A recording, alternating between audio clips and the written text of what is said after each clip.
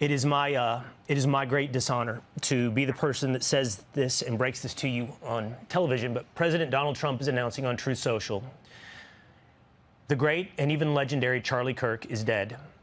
No one understood or had the heart of the youth in the United States of America better than Charlie. He was loved and admired by all, especially me, and now he is no longer with us. Melania and my sympathies go out to his beautiful wife, Erica, and his family. Charlie, we love you. Charlie Kirk, according to the President of the United States, is dead. I don't really know where you go from here. I don't know where we go from here in a news program, and I don't know where we go from here in America. As I just mentioned, Charlie Kirk has died at a hospital in Utah. At the risk of sounding repetitive, Charlie Kirk was an incredible man. Charlie Kirk was a good friend, not just to me, for anyone who holds a microphone and anyone involved in politics, anyone he came into contact with. You'll hear it repeated on numerous occasions that Charlie Kirk was my friend. And that doesn't make either any one of us unique. It makes Charlie Kirk unique because every single one of us would get a text, would get a direct message, would get a call from Charlie, encouraging us, congratulating us, complimenting a conversation or a segment. In a business that is full of ego, in a business that is full of competition, Charlie Kirk was a true friend.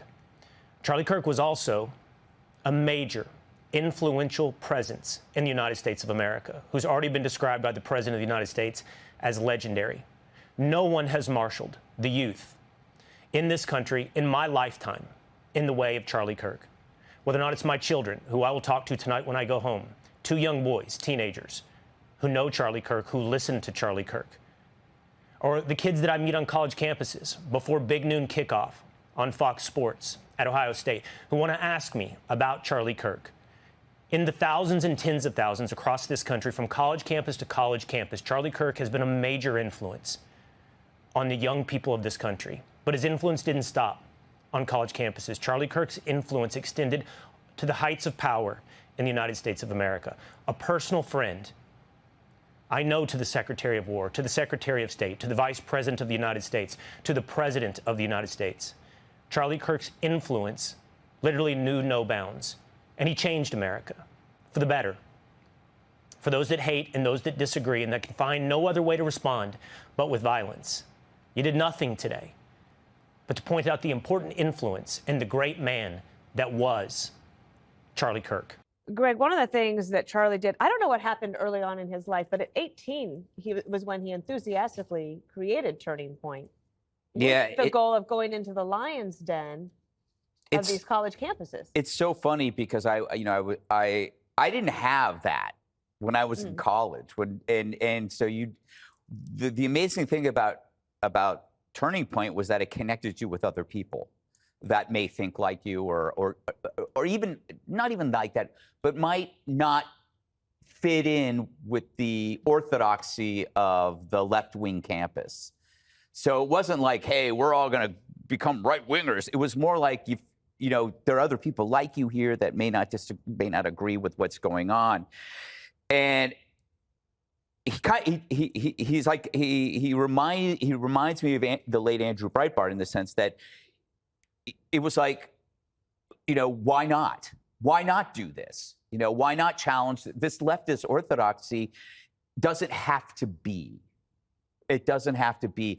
I don't know if he was that ambitious because, I mean, I don't know if you could foresee something this big happening. But I remember, like, speaking at these events and just walking around and going like, I could not imagine having this when I was in college. It's insane. And how lucky. Did you need it then? Or do you think things have changed so much that he was a part of that? Oh, I think that, well, when I was in school, there was only one side. I went to Berkeley and you kept your mouth shut. Yeah.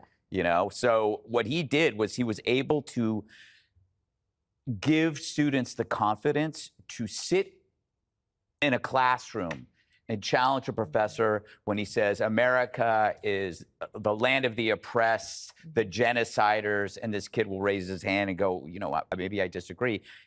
It goes back to those three words that I always use. Well, he created a mechanism to share the risk. And you saw, I mean, this was a machine that literally shared the risk. You're not alone. You're going to meet all these people that are just like you. And it's going to be easier. Yeah. You know? There's a lot of power in that. I was going to bring this up, Jesse. I'll give you a couple of statistics just to have a transition here. So he has a nationwide campus reach. 3,500 high school and college campuses have a Turning Point chapter.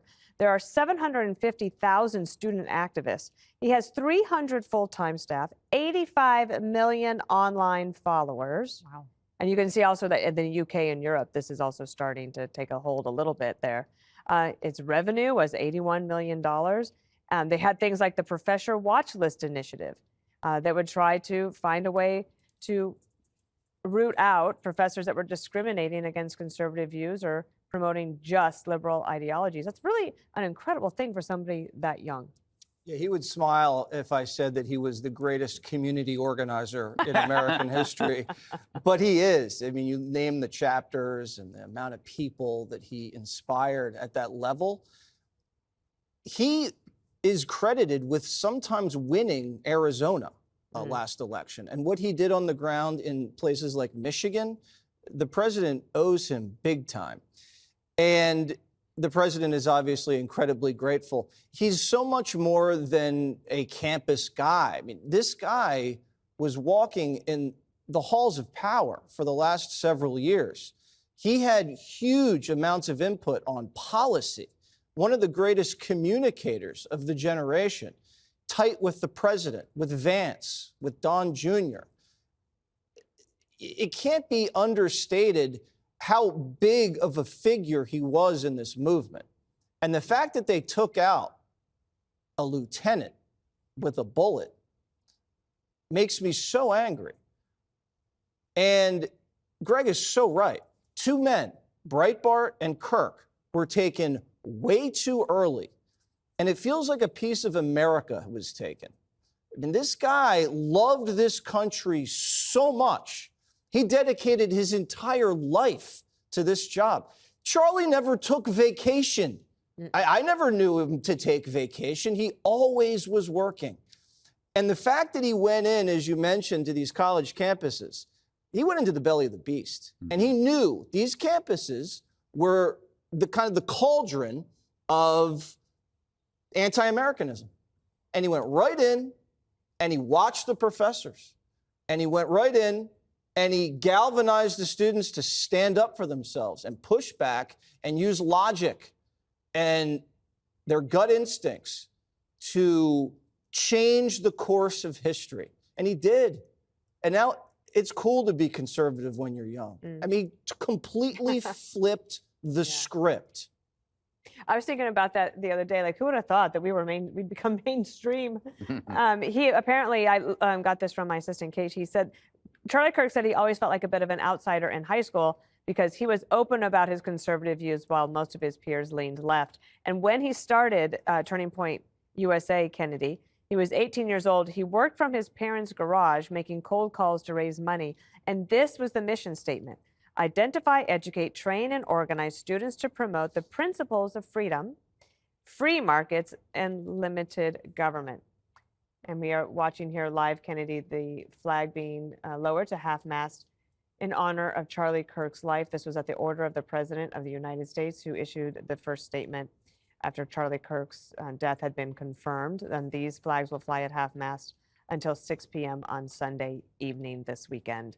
Kennedy, more thoughts? It's stunning. So, yeah, I'm going to go back to Socrates, who did the very same thing and challenged the bureaucrats and the status quo and those in power because he knew that through using skepticism and philosophy, he would come to the right answer. And he paid with his life. He was sentenced to death. And who was shocked into a career in philosophy to continue the fight? Plato. So there's an entire generation of people who have heard Charlie Kirk's message. They have interfaced with him on campus. They have been moved into action at Turning Point USA events. And now is a time for them to be galvanized to the next stage of their life and take the movement into the next generation and the next direction. I remember being on the Bob Dole 96 Hours to Victory tour and asking one of his strategists, a Republican strategist, why don't you reach out to younger people? Because I knew I couldn't have been alone. At the time, I was a Republican while I was on MTV, and I was very skeptical of the Clintonian Democrats and the way our direction would lurch leftward if left unchecked. And he said at the time, kids don't vote Republican. You know, what's the point of wasting the time and money? And Charlie Kirk found that philosophy unacceptable. And that's why he is a great American inventor, because this is how the Industrial Revolution went forth, was because of tinkerers and inventors who saw problems and chose to solve them themselves. And he did that from a very young age because he knew that he wasn't the only one who was being ignored. He knew he wasn't the only one who was being shepherded into groupthink. So he decided to make a change because he knew under the right circumstances, with the right message, it would become a conflagration. And let me just read this to you. The RNC has released the following statement on the shooting that took the life of Charlie Kirk. It says, Charlie Kirk was a father, husband, and dedicated patriot who spent his life defending conservative values and inspiring young Americans. Our hearts break for his wife, children, loved ones, and countless supporters across the country. The horrifying violence at Utah Valley University that took the life of Charlie Kirk is utterly appalling. Republicans and Democrats alike must stand united in condemning this brutality that has no place in America. In just a moment, we're going to have a chance to talk with Paul Morrow, because we have a situation on our hands where the shooter is still at large. And we'll get an update on that and also the broader discussion with him. I do have actually here a statement from President Obama. Let me read it here. President Obama posted this on X.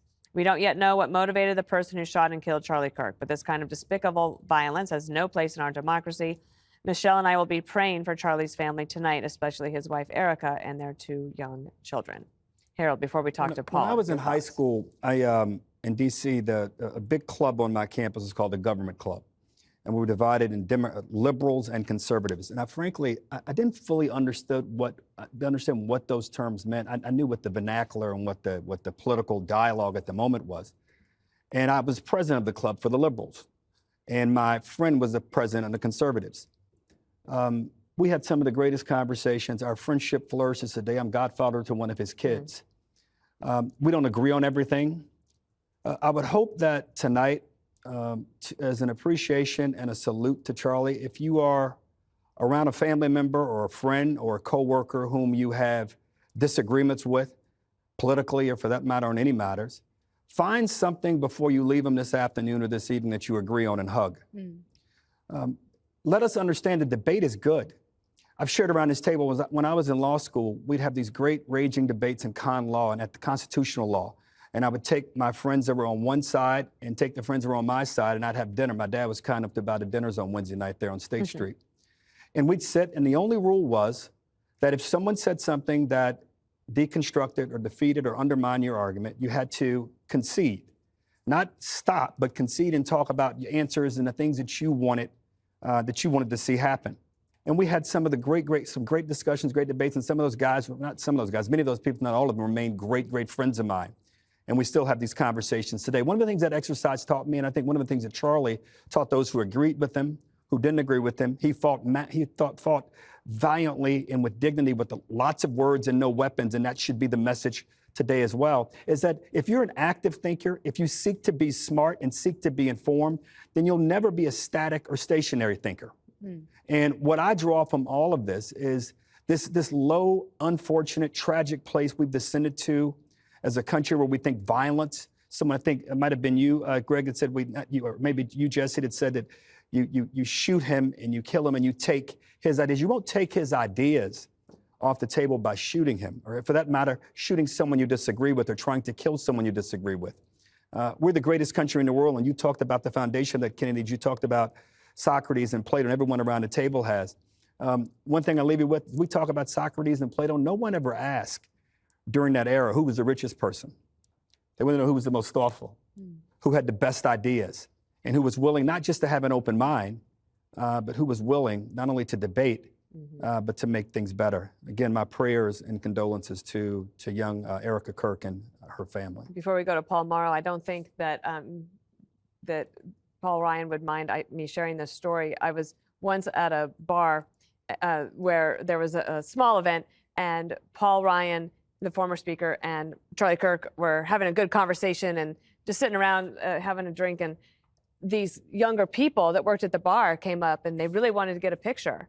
But not with Paul Ryan. They wanted a picture with Charlie Kirk. And Paul Ryan took pictures for each of them on their phones. Paul Ryan taking the pictures of those young people with Charlie Kirk. And it was a sweet memory that just came to mind. Just a few moments ago before this show, I talked to the President of the United States on the phone. He had obviously already posted on Truth Social. He had said some other things, but did want to pass on something else publicly, and said I could pass this on. Quote, "All of this violence cannot happen. Charlie Kirk was such an amazing guy. He really captured the youth, the imagination of the youth. He was an unbelievable patriot. He really convinced millions and millions of young people that MAGA was the way to go. Today is so sad. He was an amazing person who was not afraid to talk to and confront the other side, just talk to them, debate them, and explain why they were wrong and MAGA was right. Nobody was better. It's such a tragic day." Again, that's President Trump just moments ago before the show. This is unacceptable. It's so tragic. And he touched a lot of people and a lot of people's hearts. You're going to hear a lot more about that in the next hour and in the coming hours here on Fox News. His first television hit, Greg Gutfeld, was Fox and Friends in 2012, believe it or not. So we've known the young man for a long time, and may he rest in peace. Yeah, he's. I've known him for probably 10 years. I mean, it's hard to gather your thoughts beyond just horror. So instead, I mean, you know, Charlie was such a force of nature. He was brilliant and he was funny, but what scared people was his persuasiveness. The only way to take him down, because he could persuade you so strongly, was to kill him.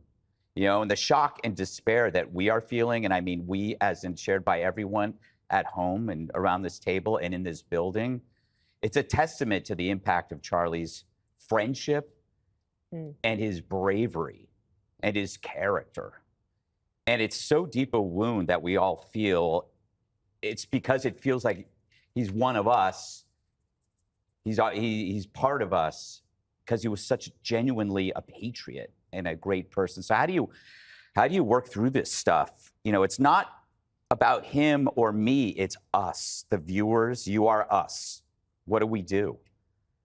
Well, you still do what you always do, but you do more of it. You stand up, you speak up, and you share the risk. Right now, you are recoiling, but you have to come back and return stronger, more fortified, and more resilient. What is ironic, fittingly, I guess, is that this is a turning point. You know, if you believe in Charlie, you got to believe in yourself because he believed in you. You know, this isn't over. This is the beginning. And Charlie's power just got released in all of us. He's going to be bigger now than he ever was on this chaotic planet. He made us all bigger. So I think that if you're at home and you're feeling bad, don't just get through it. And remember that he would want you to get stronger and not back down. Jesse, before I go to you, President Trump has announced that the flags will fly at half-mast for Charlie Kirk until Sunday evening at 6 p.m. I know you knew him well, too. Yeah, we're sick, we're sad, we're angry, and we're resolute. And we're going to avenge Charlie's death in the way Charlie would want it to be avenged. He was such a beautiful boy. He was an American boy. And he was incredibly positive. He was full of energy and life. And he made politics fun. You see it at his events when things blow up and the music plays. And we haven't had that in a very long time in this country. Every time he did a hit on my show, he would text me afterwards, "Thank you, Jesse. I really appreciate having you on." Yep. And My daughter loved him. I mean, she's 13 years old. This is a man who touched an entire generation of Americans and electrified them and made them patriots. And this is not a controversial person. This is not a polarizing guy, a divisive person, a firebrand that he's being described as in the media. This is like a guy that you have a barbecue with at your summer house. This is the kind of guy, if you came back with your daughter, you'd say, thank God, we got a good one. He's a great athlete. He's a great person. He's a great Christian. You see his family out there. He had his kids not facing the photos because he wanted to protect them, because he knew how evil people were. So when he goes out to these college campuses, he's not provoking anybody. He's like Socrates. He asks questions, and he does it with a smile. And there's nothing controversial about saying socialism is worse than capitalism. Men and women are different. Let's put America first, because that's all he was about, putting America first. And as Greg said, this hits differently because Charlie was one of us. And Trump gets hit in the ear. Charlie gets shot dead. They came after Kavanaugh with a rifle to his neighborhood. They went after Musk's cars. They just shot 2 Jews outside the embassy. Think about it. Scalise got shot, barely survived. It's happening. You got trans shooters. You got riots in LA. They are at war with us. Whether we want to accept it or not, they are at war with us. And what are we going to do about it? How much political violence are we going to tolerate? And that's the question we're just going to have to ask ourselves. Now, Charlie would want us to put as much pressure on these people as possible. Dana nailed it. This is unacceptable and has to stop. And it has to stop now. And everybody's accountable. And we're watching what they're saying on television and who's saying what. The politicians, and the media, and all these rats out there. This can never happen again. It ends now. Greg's right again. This is a turning point, and we know which direction we're going. Turning point used so appropriately there. This is also in Joe Biden has posted on X a statement. He said, there is no place in our country for this kind of violence. It must end now. Jill and I are praying for Charlie Kirk's family and loved ones. Sure to have many more of these statements to come through. Harold, you also knew Charlie Kirk. I met Charlie a few times. First off, my condolences and prayers to his family. This is a young dad. The kind of pain that his wife has to be experiencing as she is channeling her own kids, she should know she'll be lifted in my family's prayers tonight. You all have said it, this is horrifying. It's profoundly sad. A 31, 32-year-old young man, I know he was born in 1993, I don't know his exact birthday, but he'd been 32 this year if he wasn't already. I don't know all the details about the shooter or any of those things. I'm sure we will learn and rightly learn. But our infatuation with like our own politics and our own ideas causes us, I think, to drown in these thoughts and these justifications. I've read some things and seen some things that people have said today who have talked about Charlie's politics in a way that it sounds as if they are trying to bring some understanding or justification for this. There's no justification for this. Charlie and I didn't agree on a lot of politics, a lot of the paths to solve political problems, but I viewed his thoughts and ideas as ways to try to help make my thoughts and ideas better. Politics at its best is that. We're going to hear a lot over the coming days on both sides, those who adored Charlie and his politics, those who did not like Charlie, did not like his politics. But there's no place in our country. There's no place, if you love America, if you love freedom, if you indeed want to make America, whatever side you sit on, Democrat or Republican, the greatest nation in the world, and believe it is, you can't in any way defend this or justify this. I close where I started. I don't know Erica, but my thoughts and prayers to her and to his daughter and to his son. Free speech lives high in your list of priorities, Kennedy. Absolutely. And you think about all of us go out there and we want to meet the public. We want to speak. We want to speak our minds. We are fortunate enough to have been given a microphone and this medium to talk about ideas and amplify what we believe is right. It is okay to be polarizing. It is okay to be a lightning rod. It is okay for people to disagree with you. It is not okay to take someone's life. And you know, there are people who have tried to justify what happened based on the reaction that Charlie Kirk stirred in people. I will tell you this, as Jesse said, his daughter loved Charlie Kirk. My daughter is a junior in college. A lot of them only get their news from TikTok, and they all know who Charlie Kirk is. Because using the Socratic method, he has confronted the sophistry of socialism and progressivism on college campuses. That was his life's work, and they all knew who he was. And as they shared those videos, many of those young people questioned their beliefs, maybe for the first time in their lives.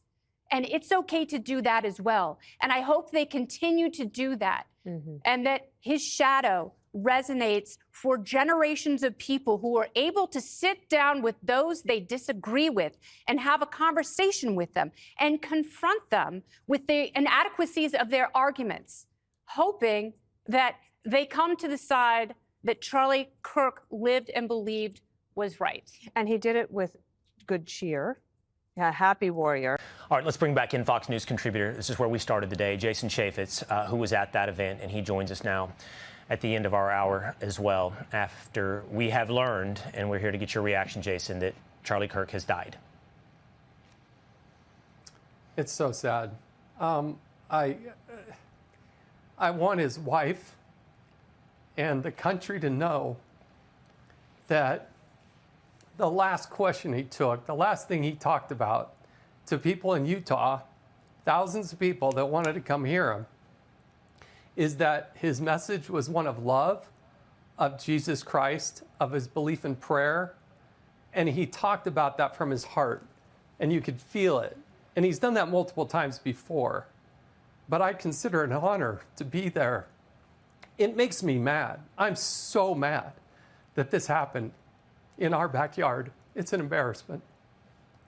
Now, I got to tell you, I used to be in Congress. I represented this area. We're better than this. But there's somebody out there who's evil, absolute, total, complete evil, and they need to be taken down. Our law enforcement, I love them. They got to do a better job. There is no communication. You have 100,000 students between BYU and the University of Utah. They say somebody's in custody, then they say, oh, well, it's not the shooter. Right now, police are still pouring in. It's almost 3 hours later.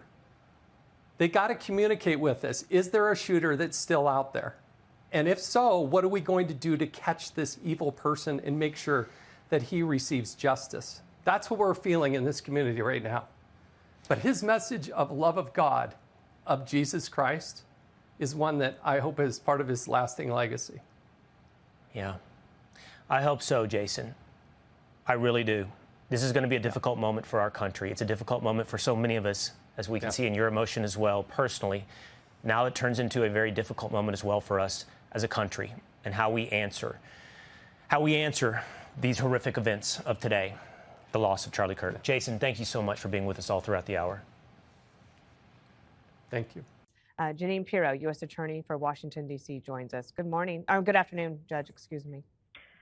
Hi, everyone. It's nice to be with you, but certainly on a day like today, it's heartbreaking for all of us. Like everyone, I've known Charlie for 10 or 12 years, and I'm heartbroken. I'm heartbroken because we had someone who literally was a voice for a generation, someone who literally could turn out young people and change an election. He was a passionate voice for conservative values, and he empowered young people.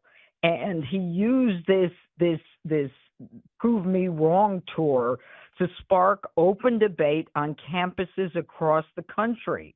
His work inspired millions of young people, and he will leave a legacy of challenging ideas and fighting for what he believed in.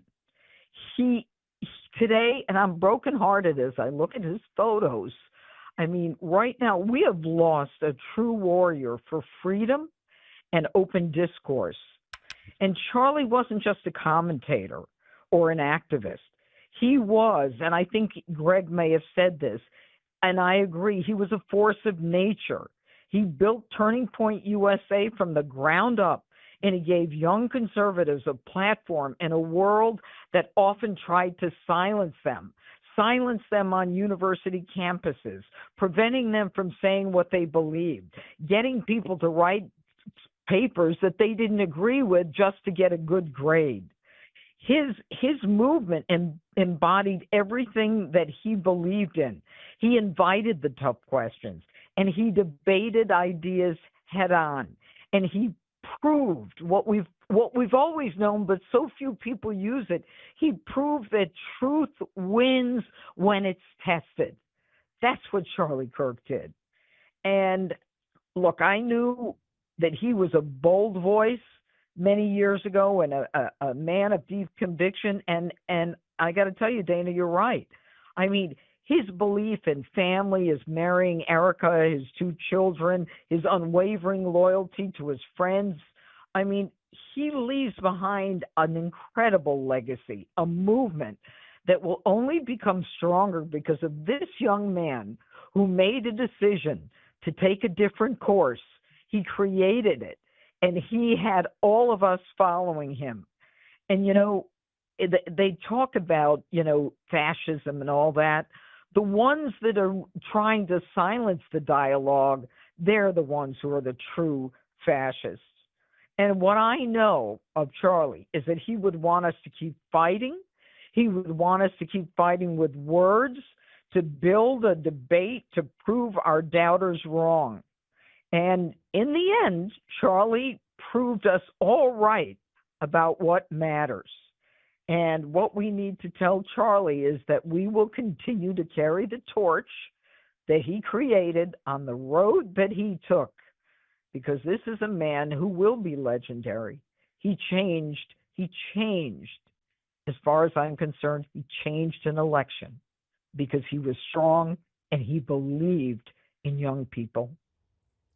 Judge Jeanine, your voice is most welcome here today. Thank you. We'll be in touch with you as well. Charlie Kirk is being remembered tonight as a hugely influential, charismatic, and engaging individual committed to civil discourse and the open exchange of ideas. Correspondent Mark Meredith looks back at the life of Charlie Kirk. Good evening, Mark. Right, good evening to you. Charlie Kirk's death is being called a watershed moment or even a turning point for the country. The 31-year-old political activist had a massive following, both online and in the corridors of power here in Washington. Before becoming a household name in conservative politics, Charlie Kirk was a teenager growing up in the Chicago suburbs. He told the Daily Caller in 2019 he knew early on politics mattered. I was always naturally conservative, loved America, loved the values that our country stood for, and I never understood why you'd want to deviate from that. Kirk thought he'd end up at West Point, the Army's military academy, but after being denied admission, he chose to start something for himself. It's that old adage, one door closes, another door opens. Of course, it's correct. In summer 2012, Turning Point USA was born. What started small later became a political juggernaut, a conservative youth activist organization now operating on 3,500 high school and college campuses. Kirk explained what drove him in his first Fox appearance 13 years ago. A lot of kids are feeling the effects of what we like to call, with the Washington economy, with a lot of debt, plummeting small business, with higher regulation and high taxes. As the Tea Party movement evolved, Turning Point USA grew. So did its influence.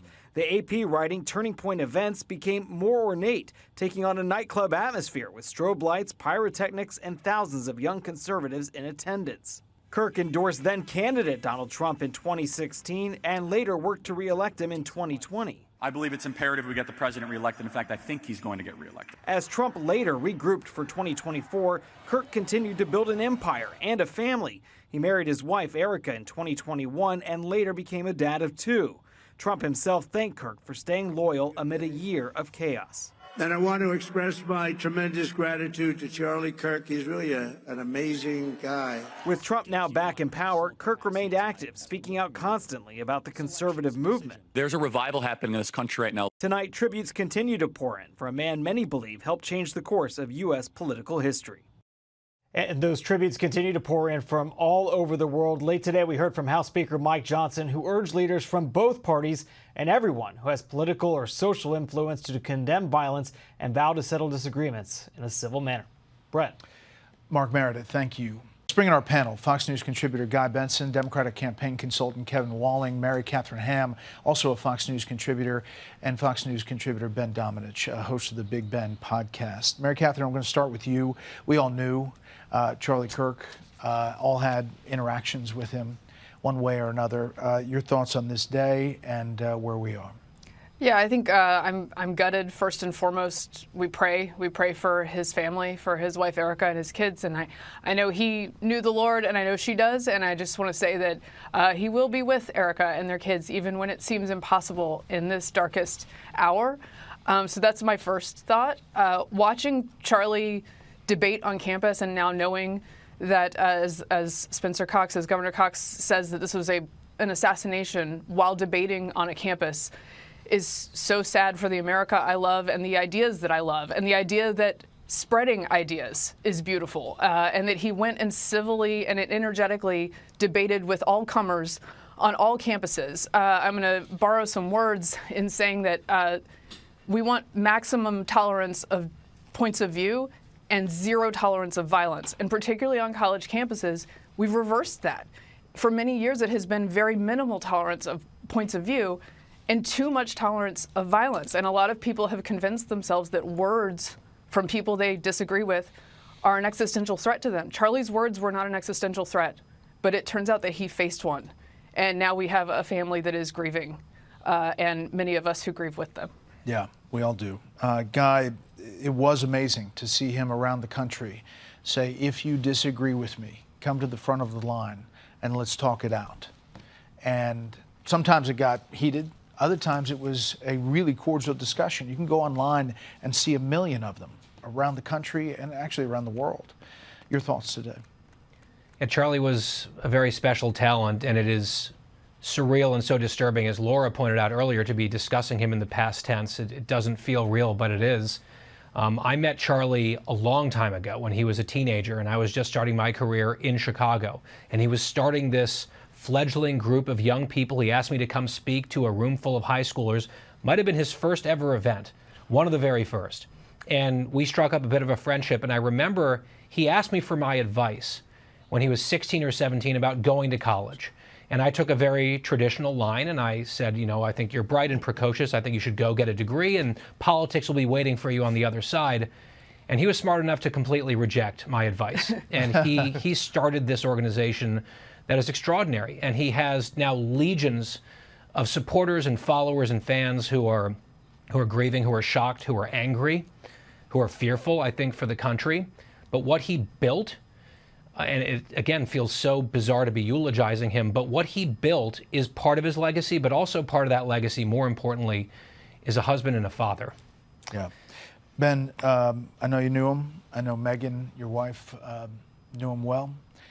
Your thoughts today? Look, I think that Charlie's work obviously is incredibly impressive, and everyone is aware of that. What I think that people are less aware of is how much he was truly a man of faith, a man who lived his faith and who was beloved by those who knew him best.